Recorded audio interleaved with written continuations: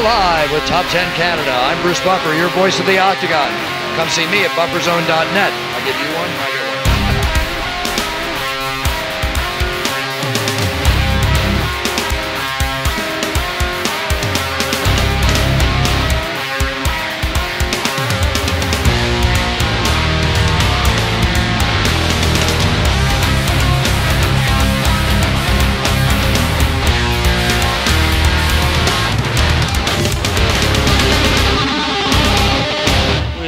Bonsoir, mesdames et messieurs. Je m'entretiens avec Danny Caron, entraîneur de boxe au réputé gym TriStar.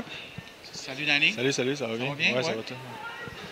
T'es descendu en train, ça a l'air? Ouais, en train, ouais, c'est la meilleure façon pour venir à Toronto. Là, le paysage, relax, on joue aux cartes, puis on s'amuse. Du fun, c'était tranquille, tout ça. Tes partenaires qui étaient avec toi, c'était? Ah, je suis monté avec mon ami Derek Gauthier puis David Loiseau. OK, ça a bien été.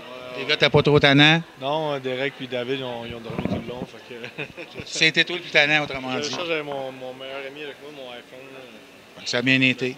Compagnie, ouais. Écoute, Danny, on va aller, peut-être pas toujours les questions traditionnelles. On sait que ton rôle envers John McDessie, est-ce qu'on sait c'était à quoi pour la coupe de poids? Ou, Ben non, c'est vraiment l'entraînement de boxe. Là, c'est, surtout MMA, c'est comment, avec John, je travaille beaucoup comment apporter son style de taekwondo, de karaté, de kickboxer en MMA, plus toute la base de boxe. Parce que être complet. Pour moi, en MMA, la position idéale, c'est la position de boxe. Fait que j'apporte ça à John. Puis c'est aussi un très bon ami à moi. Fait que vous êtes proches? Ouais, fait que j'utilise mon talent de psychologue sportif dans ces C'est bien, c'est très bien.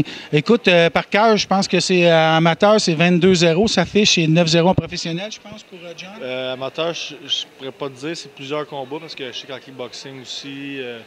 Mais professionnel. Il y a une fiche intacte, je pense. Il n'y a aucune défaite à vie. Hein? Là, éventuellement, on sait que plus qu'ils montent au UFC, plus que les gars sont forts. Ouais. Qu'est-ce que vous attendez un peu pour demain? Avez-vous étudié un peu ces tapes? On a étudié un peu. C'est simple, dans le fond. C'est un grappler, c'est un gars de jiu-jitsu. Il va essayer de le plaquer contre la cage puis de travailler des soumissions. Mais John, il a une lutte incroyable. Il a une défensive... il fonce, c'est un train. Oui, mais sa défensive, on travaille beaucoup en défensive. Il a un talent striker naturel. Fait qu'on travaille beaucoup sa défensive. Puis sa lutte est vraiment belle. C'est une des plus belles luttes défensives que je vois actuellement. Là. Pour l'avoir vu commencer puis d'être proche de la cage, je le sens vraiment agressif. Puis il est dedans. Ouais, puis... John, il a faim.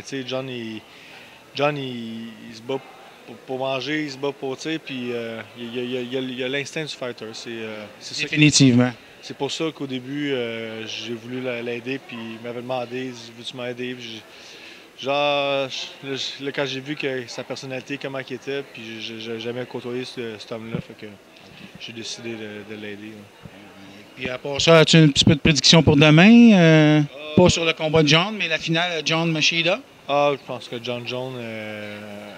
c'est un fighter qui est presque complet. La vitesse, l'assurance, le reach surtout, je pense que sa position va l'aider beaucoup. J'ai hâte de voir. Bon, ben, parfait, Danny. Je te remercie beaucoup de nous avoir donné ce temps-ci. Fait que je te souhaite un bon week-end au UFC 140. Je te remercie. C'était Éric Gaudreau pour Top 10 Canada.